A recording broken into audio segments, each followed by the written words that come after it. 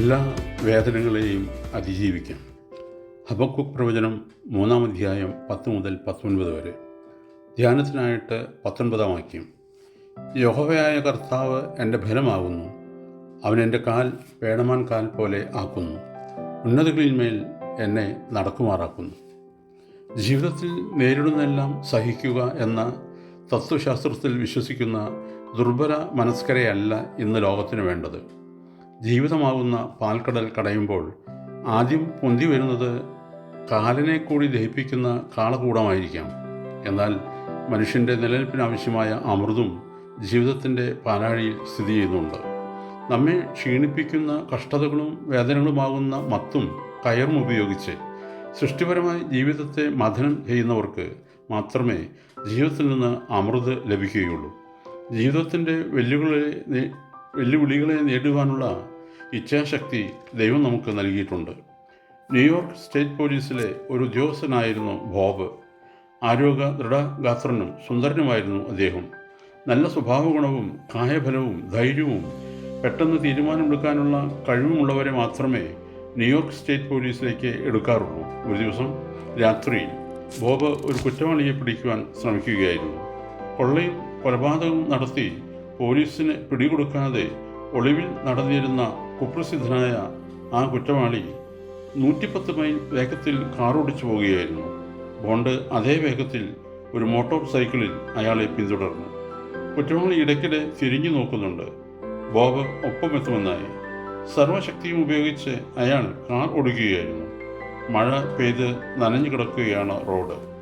ഒരു വളവിൽ വെച്ച് ബോബിൻ്റെ മോട്ടോർ സൈക്കിൾ തെന്നിമറിഞ്ഞു.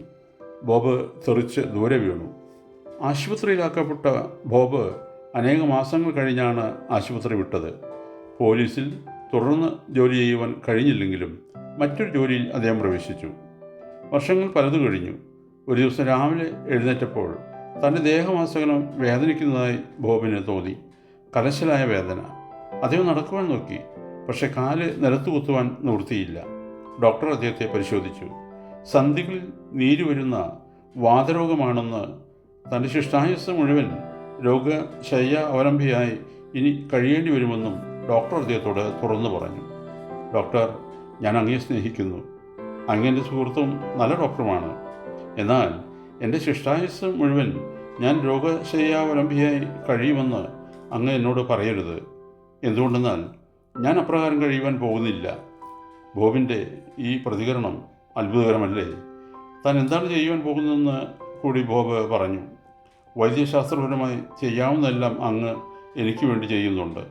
എന്നാൽ ഞാൻ അങ്ങയേക്കാൾ വലിയവനായ ഒരു ഡോക്ടറെ സമീപിക്കുവാൻ പോവുകയാണ്. അദ്ദേഹം എന്നെ നടത്തും. ബോബിൻ്റെ ദൈവവിശ്വാസം അചഞ്ചലമായിരുന്നു. ദിവസവും രാവിലെ എഴുന്നേൽക്കുമ്പോൾ നീർക്കെട്ടുള്ള സന്ധികളോടും മാംസപേശികളോടും അവ എങ്ങനെ പ്രവർത്തിക്കണമെന്ന് ഉദ്ദേശിക്കപ്പെട്ടിരിക്കുന്നുവോ അപ്രകാരം പ്രവർത്തിക്കുവാൻ അദ്ദേഹം പറയുമായിരുന്നു. ദൈവ സഹായത്തോടുകൂടി ഞാനിപ്പോൾ നടക്കുന്നു, ബോബ് തൻ്റെ സുഹൃത്തുക്കളോട് പറയാറുണ്ട്. ഒട്ടും വേദനയില്ലേ നടക്കുമ്പോൾ? വേദനയില്ലെന്നോ? വേദന എൻ്റെ ജീവിതത്തിൻ്റെ ഭാഗമായി തീർന്നിരിക്കുന്നു, ബോബ് മറുപടി പറഞ്ഞു. ദൈവം നൽകിയിട്ടുള്ള ഇച്ഛാശക്തി എന്ന വരദാനത്തെ ഉപയോഗിക്കുന്ന മനുഷ്യന് എല്ലാ വേദനകളെയും അതിജീവിക്കുവാൻ കഴിയുമെന്ന് ബോബ് പറയുന്നു.